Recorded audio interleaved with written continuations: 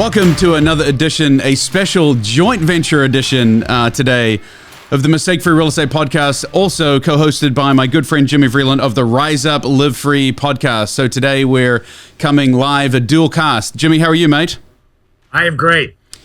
This is becoming a tradition now for Jimmy and I to always get together and talk about the Collective Genius Wrap. So Jimmy and I, just a couple of weeks ago, were down in sunny Orlando at the Q4 Collective Genius Mastermind event. So why is it important?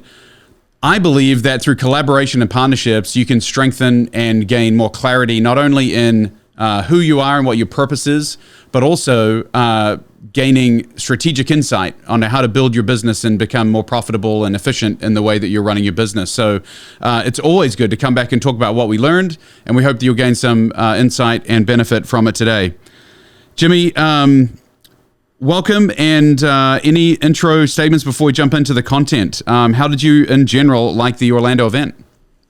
They keep getting better. And then I'll just add, if you invest the time and the money to do masterminding, to traveling, to do all that stuff, I think one of the biggest mistakes people make is they don't set time aside, as one of your favorite phrases, Mark, thinking time, to reflect on, because you're drinking from the fire hose for this 96 or 72 hours you're down there. And so I love this podcast that we do every quarter, because it gets my thinking clear.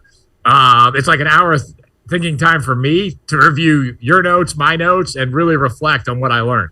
It's a great point, and I think that's one thing that people do poorly. It's easier to do than to think, and thinking time is extremely valuable. One of the reasons that I think our company has really grown over the last 24 months is because I've allowed myself the time to think, and obviously that's with getting some right people in place.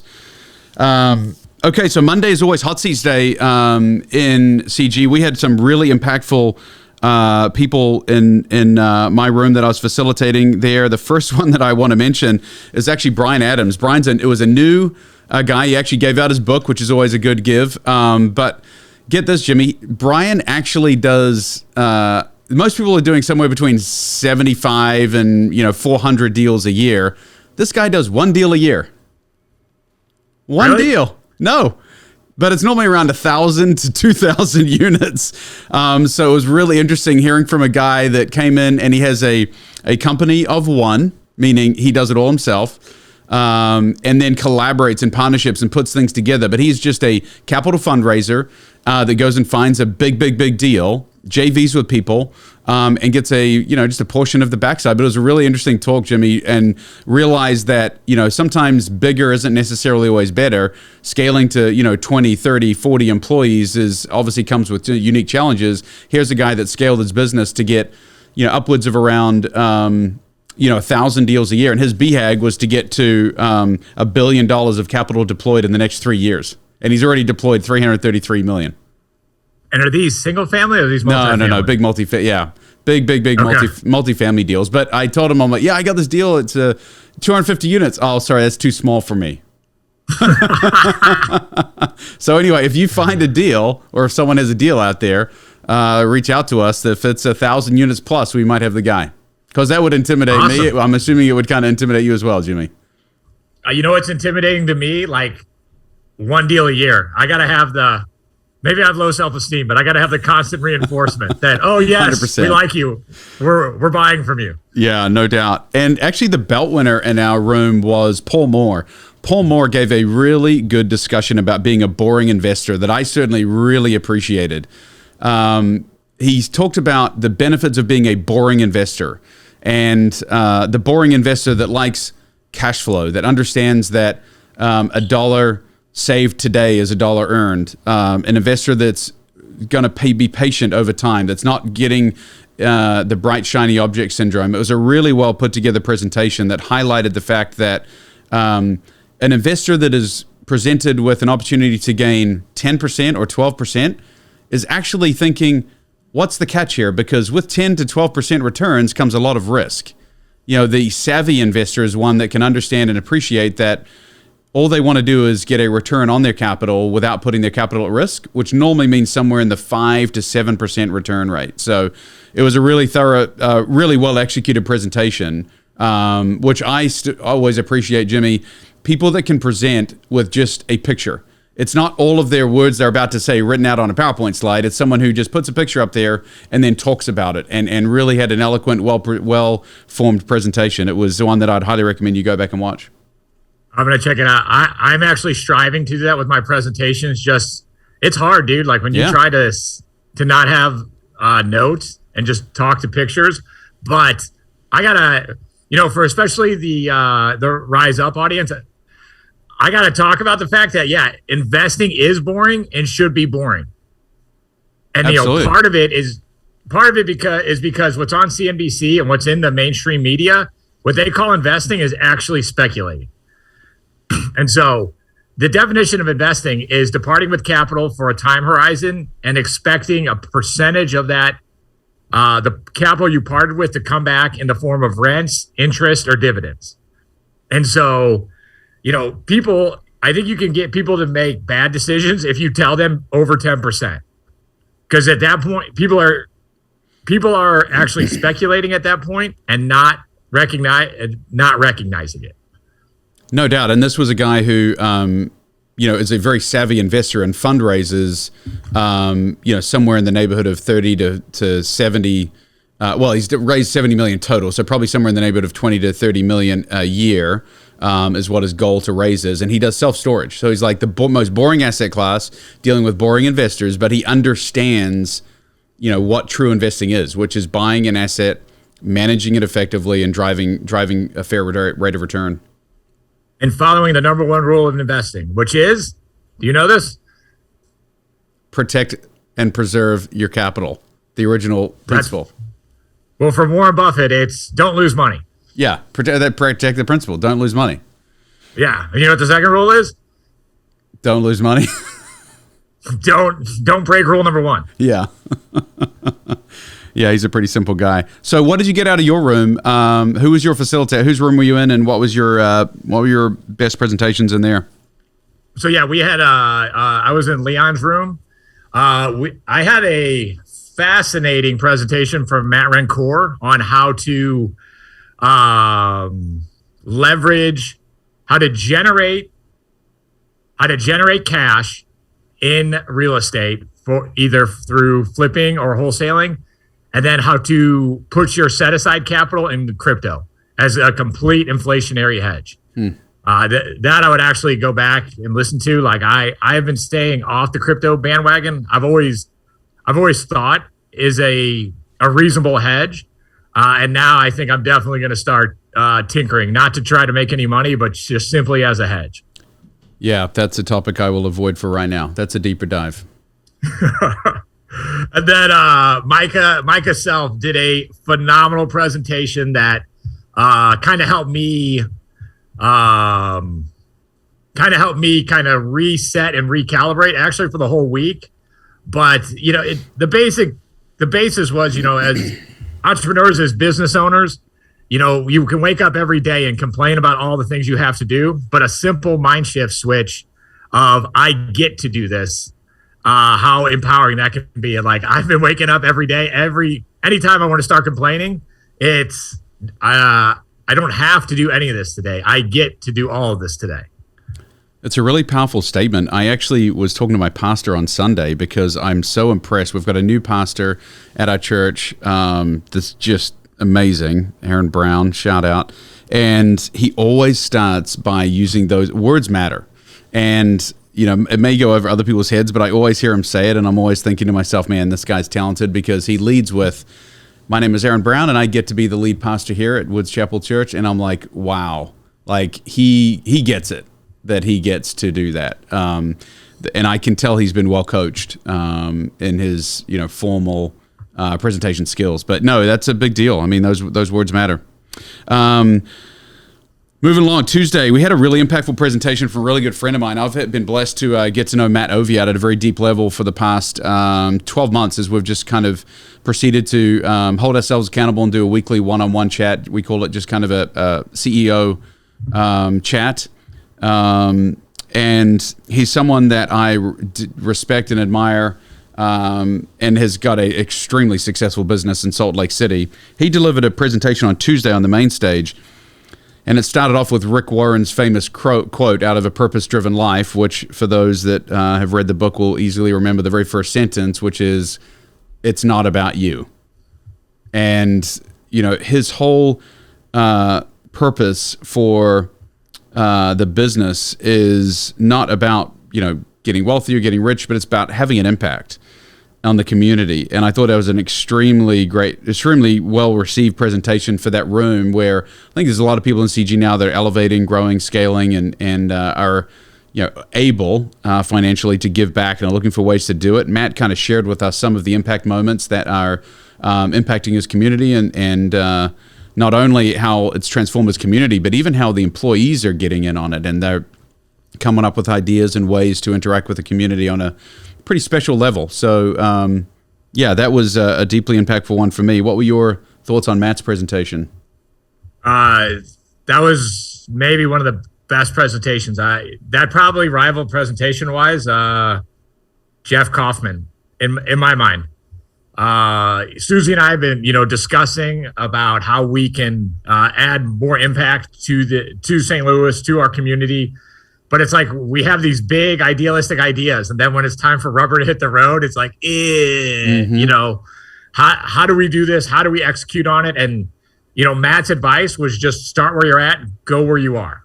Like, don't think about it. And he's just being like, look, we've been doing it for 2-3 years, so it looks really good now, but it was not that when we started. We just kind of like anything else in a business. Yes. You fumble along until you figure it out. I thought, well, and you're better than anybody at that. I mean, every CG you come back and take massive impact in some form or fashion. Now, that's probably changing. 2 years ago, you just did it every time. Now your business is so dialed in that you probably take less, massive impact, but you're still really tweaking and refining perhaps. But I think you're one of the best at actually taking what you learn and implementing. And I think that's something that Matt was saying. It's like, look, just go do something. Find ways that you can deliver impact into your community. It was a very valuable presentation. Well, here's something I want to get your thoughts on. So then, when it opened up to Q&A, the debate almost kind of arose of how public should you be about this? I appreciate you saying that, because that was kind of almost orchestrated. Matt was very private about it. He was almost reluctant. I mean, he's such a humble guy that he didn't, want to. Well, first of all, he doesn't broadcast this at all. So you'll never see him on Facebook or Instagram or anything talking about what he's doing. And the challenge that we gave him was, if your goal is to have the greatest impact on your community, why would you not share it in the right way, clearly, to inspire others to do the same? As an example, I was just on Facebook the other day, and one of my friends, Kent Clothier, had posted on there that he was doing 1,000 layaway. Did you see this? No, I didn't see it. Okay, really, really cool. I'll digress for a minute. So his contention was, hey, look, Christmas spirit's all about giving, and giving in the right way without necessarily wanting to get any recognition or return, that giving for the sake of giving. And so what he has done over the past few years, and is now encouraging others to do to have a greater impact, is that he'll go into, let's say, a Burlington coat factory, and he'll go to their layaway division and say, tell me all the people that are either going to lose, because apparently, again, this is just my ignorance. I mean, I know it's it's just one of those things you don't think about. But if you get halfway through paying for your coat, and then you miss on payments, that kind of gets defaulted back to the rack and you lose your payments, right? So he goes in and takes the people that either have a coat on layaway and it's about to expire, or if they don't, if they have a payment coming up, he goes and just completely pays it off. So he might go in there and just pay off, 10, 15, 20 coats for people and says nothing. When they come in to make the final payment, they just get told, hey, it's been taken care of, and they don't know who it is or what, or why it was done, other than there's some Christmas cheer in the air, and that they can now, take their coat home and maybe go get some gas money or buy their kid a coat or something. So really powerful. And he put it out there saying, hey, this is something we do. I've started a movement, hashtag 1,000 layaways. And now he has a guy on a podcast talking about it, right? So it's like that so we challenged Matt, come full cycle, challenged Matt to say, is this something that you could get comfortable, even if it's not you, but just someone in your organization that would put it out there in a very positive way to try and encourage others to do the same thing, not bragging about it, but just letting other people know that there are ways to make an impact, because the things that he was doing were not earth-shattering. They were amazing and really cool to do, but nothing that anyone couldn't do. I think that what your takeaway was, man, we could go do that in St. Louis, right? Yeah. I'm considering, I got to get Susie's buy-in, but I'm considering having a chief impact officer, putting Susie in that seat and just making, giving it rocks, making sure there's constant movement towards it. Yep. But Susie always gets squirrely when I want to put it on the accountability chart. Throw it on her and then put it on the accountability chart. That's the best way to do it. Yeah. So really impactful. But wait, where are you going to land as far as how public you're going to be about this? Because I got some thoughts around that. So we have a social media manager, Pete Francis, that's joined our team, and I think it's important to raise awareness. I think as long as it's handled correctly and it's not done in a braggadocious way, I'm quite comfortable just letting people know the impact we're making.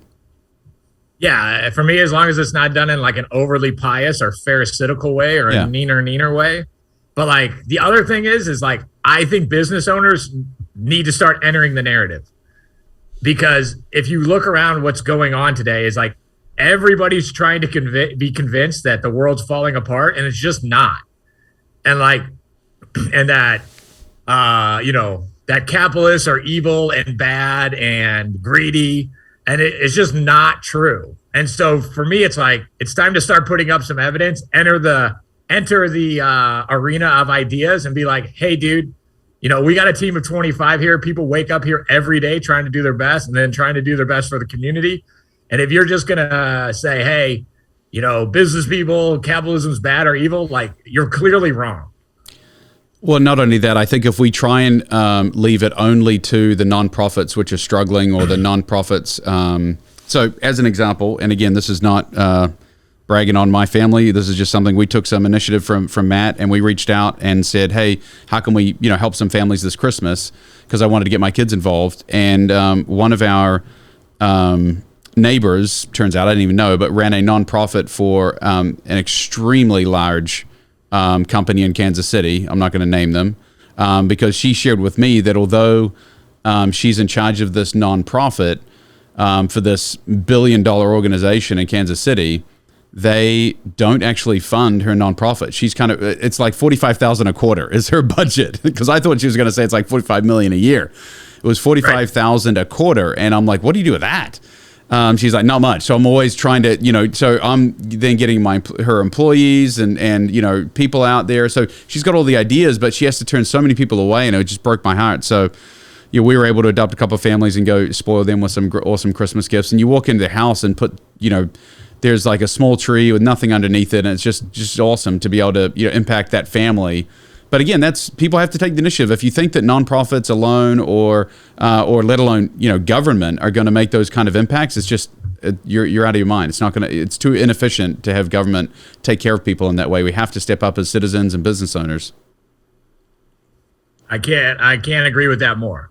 Good. And government taking care of it, you give up a lot for them supposedly coming in and trying to help. Yep. That's context for another podcast. Context for another podcast. Make note. Let's pivot to Wednesday. Frank Kern. We had the pleasure of, for those that don't know, Frank Kern is one of the most successful content-based marketing gurus out there. Been around for a long time. Kind of a descendant from the, I was going to say Dan Sullivan. That's wrong. Dan Kennedy. Dan Kennedy, thank you. From Dan Kennedy's School of Marketing. And so, really, really good stuff. My takeaways from his presentation was simply that he gave us an action plan that I loved. So anytime that you need to drive content-based or any kind of, marketing, it's got to be done on a consistent basis. He sat down and basically gave us a calendar for 5 weeks and said, if you commit to this 5 weeks, the rest of it's going to be gravy after that, because not only will you have enough content that will kind of support itself, but also you'll get in such a cadence and a rhythm of providing content that'll kind of just become natural, kind of almost habitual. And so it's a big lift for 5 weeks, and after that, done. So again, I have the benefit of having a Pete in my office, so he'll be able to help me get that done. But we're committed, and that's one of our commitments, Jimmy, for this quarter. And a big takeaway was to really drive some content through our social media platforms, just to let people know what we do. It's crazy. I left to CG. I come back, and we're breaking ground on a fourplex construction project right now. We've got 13 fourplexes in Independence. So I just went there. My son took a picture of me standing on dirt with my arms kind of like this, like, hey, look what we're doing. And all of a sudden, we'd sold all 13 fourplexes in about 1 week. With people saying, hey, I want, hey, remember, I knew you were going to do that, but I told you, don't forget about me. And it was not even the intent of it, which just led me to believe you don't need to go out there and brag or boast about what you're doing. You simply need to remind people who you are and what you're doing, because you think, and one of the takeaways from Frank Kern, you think that everyone is looking at you and you're doing the same post over and over. They're not looking, and they don't care. Right. He's like, they don't care. They don't know you've done the same thing 50 times. They are truly just trying to, they're scrolling from one thing to the next. So the fact that you're putting more content out there is you're just giving them more chance to kind of reach an audience. And then you and me are in our early 40s, and so I know we have somewhat of an aversion to social media, but it's like any other medium. It's what you use it for. And so in my mind, what I've just gotten over is like, if this was 1950s, I'd have a sign at the front of my store, right? The little neon sign scrolling? Yeah, and I'd probably have windows that I'd have to wash. And that would annoy me as much as posting on social media does, but I would do it. Yeah. And now that Kern gave us a template on how to do it, and then, he said do it for 5 weeks, that's 25 business days, 3 a day, that's 75 posts. It's just not that hard to do. And as you can attest to, from one free post from your son, the ROI on it is ridiculous. It is ridiculous. Yep, no doubt. Yeah, and literally people are reaching out to me still like, oh, hey, I've been meaning to reach out to you, or this or that. I mean, it's just amazing, the topic. You've just got to be front and center. When people think, residential, or when they think, hey, I want to get out of the stock market and invest in real estate, they need to think of us. So, I agree. Just these two beacons from either side of Missouri saying, we got Mocha, we got the Central covered. Yeah. Anything else on Monday, Tuesday? Because Wednesday was a great day. It was ended by a good friend of yours, and we want to definitely spend some time there. Anything else before we get to Larry? Do you want to talk about the Audantic talk from Eli? Yeah, Eli Fisher dropped bombs. Eli Fisher presented very eloquently. Like, I was, first of all, shout out, I was super impressed by that level, the quality of the presentation there. He captivated the audience, and the whole impact was really tell your story or someone else will. And, really scripted it out and delivered an impact presentation. Actually included us, I think, in there, and referencing the funds that were coming in and how we were the number one buyer in Kansas City, which was humbling. What were your big takeaways from his presentation? With the funds coming in, there might be somewhat of a David and Goliath situation. But when the funds come in and try to be a cash buyer, they're going to say, hey, the mid-sized business or the little guy is, they can't deliver. And then, our main acquisitions is out. So I actually went on an appointment today, and she had got an offer from one of these funds, but they strung her along. No one could give her an answer, but they strung her along for like 6 weeks. But there's going to be a clash between the funds coming in and going direct to seller and people like our businesses going direct to seller. And like his last slide was of a boxing match. And he just said, hey, there's a fight coming. Just be ready. And I was like, I don't mind fighting. So yeah, and I think we'll be ready. Yeah, and for clarification, I think the fighting is, we need to level up our professionalism. We need to realize that they are going to come fully funded with more money than they know what to do with, and they can afford the highest paid and overpaid talent that they can find. money is no object. They can buy, overpay for houses and overpay for talent, and they're going to have great systems and process and procedures and all of that. They're going to have okay systems, processes, and procedures. They'll never figure out the construction game. Correct. Fair. Agreed. They can't. Yeah, I mean, look at Zillow. It's a shining beacon of an example of them thinking they can come in, and they weren't even doing massive remodels, and they still got it wrong. So, I mean, heck, I really think they'll struggle belly to belly talking to sellers. Yep. In the living room, right? For sure. Yes. So, but no, there's a fight coming because they're trying to get it out of the living room into just someone at home hitting the easy button, and so we've got to educate them that they can get more money by calling us.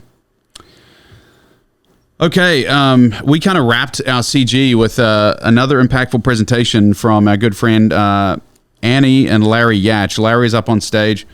Talk a little bit about Larry's presentation, if you would, Jimmy.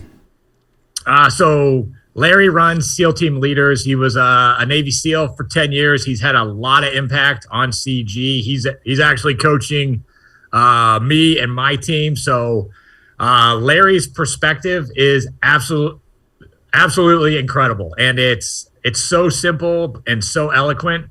But so Larry did a presentation on should we in 2022, where everyone had major achievements, should we leap for the next achievement in 2022, or is there something else out there? And so in a room full of high achieving entrepreneurs, what do we all run to, Mark? What's next? Let's set that big goal and go crush it. Like when we were in Mexico playing ping pong, like I wanted to beat you. Like I wanted to crush you. And I'm sure you had the same feeling, right? Yes. And so after that game was over, like a 30-second break, same feeling came back, right? Of course. And for the audience, Mark did destroy me. But there's something about being a competitive human being where I think the competitive spirit's great. I think us wanting to crush each other is what made the ping pong game fun. But I don't know if you're going to live a life like that, like, always hitting the gas as hard as you possibly can. I don't know, one, if it's sustainable, and then two, I don't know if it's going to get you what you actually want, which would be a fulfilling life. Exactly. He was talking about redefining success. Most people see success as setting a goal and then achieving it. But the problem with that is, to your point about just feeling like the exact same thing right after the ping pong match, it's like you win the match and you're like, okay, well, what next? And you've got to set another goal and go crush it. And you're just constantly setting yourself up for failure by setting a goal and then achieving it and pushing really, really hard. And then when you get there, you realize, oh, well, that wasn't as fulfilling as I was hoping it would be. How does he define success? So for Larry is the most articulate human being I've ever met. But like he uses word. We said earlier in the podcast, how you use your words is important. This guy he's very efficient in his words. So his definition of success is a optimized daily experience sustained over time. An optimized daily experience sustained over time. Yeah. So, for example, sometimes when you're really frustrated at work, you have the dream of, I wish I could just open up a Corona and then sit in a hammock for the rest of my life, right? Mm-hmm. And so that's a great daily experience. How long could you last doing that? Maybe one day. Yeah, it's a phenomenal. Yeah, it's a phenomenal experience for 2 days. Yeah. But you cannot sustain that over time. Right. Where, then the opposite spectrum of that is what? Working 100 hours a week, not seeing family, not having any hobbies, just work. Like, I think that's sustainable. I bet you it's somewhat sustainable for a decade, if I was going to be dead honest. No, dude, I mean, we've been there. I mean, for sure it is.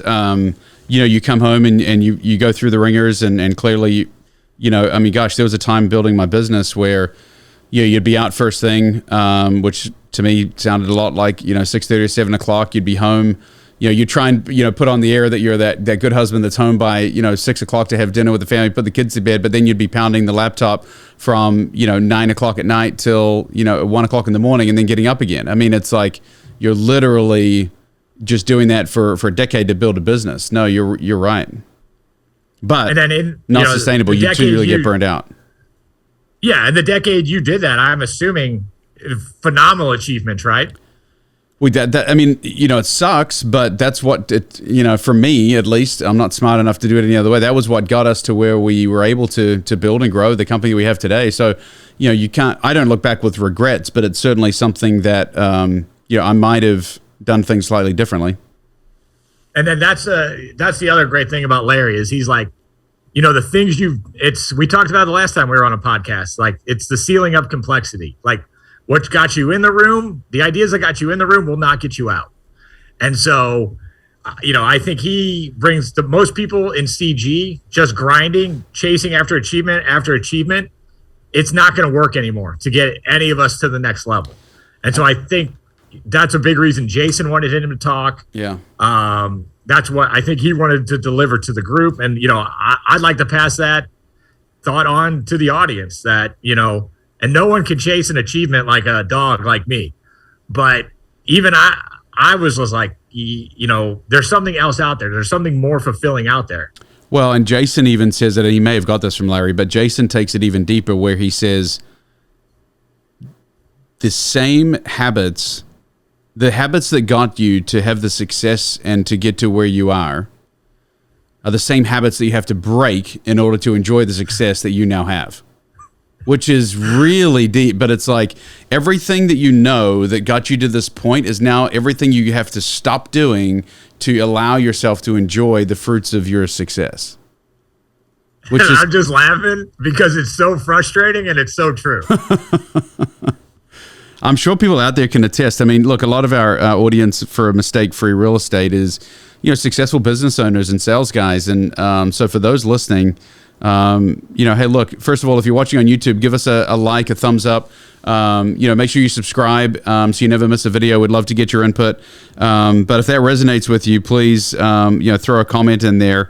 It is certainly, it's been a extremely interesting time for me, hiring the COO, bringing Chris Johns in, seeing him kind of elevate to the same level of, passion and frustration that I was at, and not being there with him because I've kind of stepped aside and said, okay, you're running the day-to-day ops, buddy. So, interesting to see him go through the same level and then trying to coach him that, hey, the same things that got us here, you're going to have to part ways with and let it go a little bit. So it's almost come full circle for me.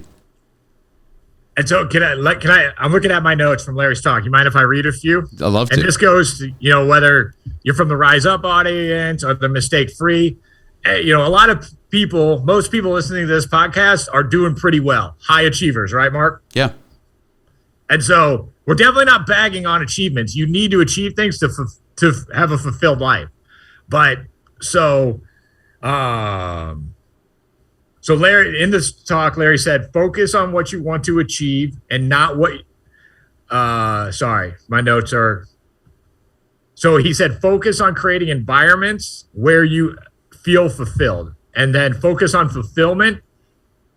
And then the accomplishments essentially will come. If you focus, that's how he said it. If you focus on achievement, you're guaranteed, there's a high probability of people in that room, people listening to this podcast, that you're going to achieve it, right? Yep. But if your focus is achievement, there's very little guarantee you'll end up fulfilled. Whereas you just switch your paradigm, focus on fulfillment, you can get both. You can get fulfillment and your achievements.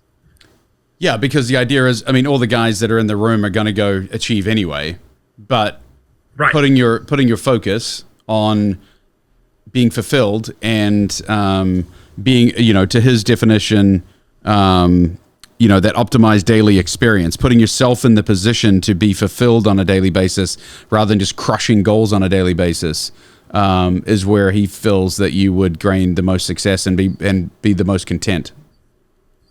And then where I got the punch in the gut was right here. So what's the purpose of a business? You want to give your best shot at it, or you want me to read my notes? Read your notes. It's to produce feelings of success and optimize daily experience that are sustainable over time for clients, team, owners, and family. I was just like, So we've been back for 2 weeks, right? Like mentally, I'm challenging myself. How do I produce that daily optimized experience over time for my team, my family, and my clients? Yep. And like, I think for clients, I think it's very doable with systems and processes, and it's all systems and processes, I believe, when it comes to clients. I think with employees, it comes back to culture and a focus on them, right? I saw from Cameron Herold the other day, who is the CEO coach. He wrote the book called Vivid Vision, and he talks about if you focus on your customer and ignore your employee, you'll have, you won't have a business. If you focus on your employees, they will in turn deliver quality content and quality experience to your customers, and you'll have a successful business.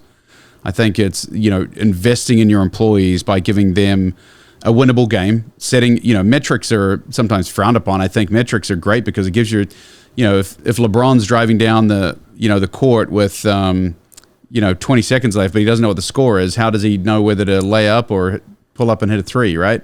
You've got to have a scoreboard to know whether you're going to give your employees a winnable game. And so having metrics that help them know when they're winning so they can feel fulfillment is important. You talked about that phrase, 1 or 2 years ago at CG? Yeah. I mean, so that's what I see my job as, is to create a winnable game and keep score. And like, that's a constant daily challenge. It is. And it's something I struggle with, and that's why, to me, business is so much fun. It's just a game. It's just like basketball. It's just like jiu-jitsu, and you need a scoreboard. Yeah. Yep. Cool, dude. Hey, this has been awesome. I want to cap it and wrap it. Last thoughts? I guess I'm going to call it the Larry paradigm shift. If you seek achievements, you might get fulfilled. Not a high likelihood, but if you seek fulfillment, you'll probably get both. There you have it, folks. CG recap, Q4 2021 in the books. Jimmy, it's always a pleasure, mate. Look forward to doing it. I think our next event is in March down in Arizona, Talking Stick, just outside Phoenix. So no doubt we'll be doing something in late March along those same lines. To all those listeners out there for Rise Up, Live Free, and Mistake Free Real Estate Podcast, thank you so much for listening. Thanks so much for being a part of this episode. And if you appreciate and like what we're doing, I know Jimmy and I would both appreciate your support on YouTube by clicking and subscribing, hitting the notification bell, and hitting the like button on all of your video content that's out there. It helps others find us and make a greater impact, which is what we were just talking about today. Well, Mark, I really like my likes on Instagram more than YouTube, actually. You're getting a lot of that. Well, I'm just waiting. We're going to have this TikTok challenge here. That'll be rolling out in January, right? So I cannot wait for the two men in their low 40s challenging each other on TikTok. It'll be epic. More to come. Thanks so much for listening, guys. And until next time, Jimmy, appreciate you very much, buddy. All right. See you, dude. You're listening to Mistake Free Real Estate Radio, the authority in passive real estate investing. No late night calls, no clogged drains, no tenant nightmares. Take the passive investor's approach to real estate investing and trust a turnkey professional. Learn more at mistakefreerealestate.com. Until next time, remember, you don't get rich from what you earn, you get rich from what you own.